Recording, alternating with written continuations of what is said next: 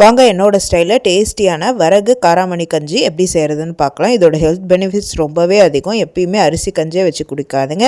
இந்த மாதிரி சிறுதானிய கஞ்சி வைக்கும் போது அதில் இருக்க ஃபைபர் உங்களுக்கு ரொம்ப ஹெல்த் பெனிஃபிட்ஸ் கொடுக்கும்.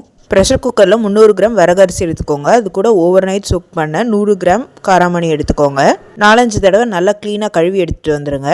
அதில் 1/2 டீஸ்பூன் ஜீரகப்பொடி, 1 டீஸ்பூன் பெப்பர் பொடி, 6-7 பூண்டு, 1 டீஸ்பூன் நெய், தேவையான அளவு உப்பு போட்டு ஸ்டவ்வில் வச்சு ஒரு கொதி வர வரைக்கும் வெயிட் பண்ணுங்கள். இப்போ உப்பு கரெக்டாக இருக்கான்னு பார்த்துக்கோங்க.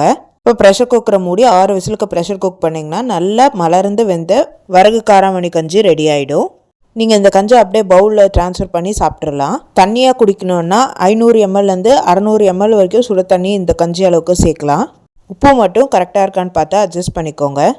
இந்த வரகரிசி கஞ்சியோட எந்த வகை துவையல் வச்சாலும் சூப்பராக இருக்கும். மணத்தக்காளி வத்தல், சுண்டை வத்தல் வச்சாலும் நல்லாயிருக்கும். இது இல்லாத காய்கறி போட்டு வச்ச காரக்குழம்பு இல்லைனா கருவாட்டு குழம்பு ரொம்பவே சூப்பராக இருக்கும். இந்த வரகரிசி கஞ்சி குடிக்கிறனால நல்ல வெயிட் மேனேஜ் ஆகும், பிளட் சுகரும் கண்ட்ரோலாக இருக்கும்.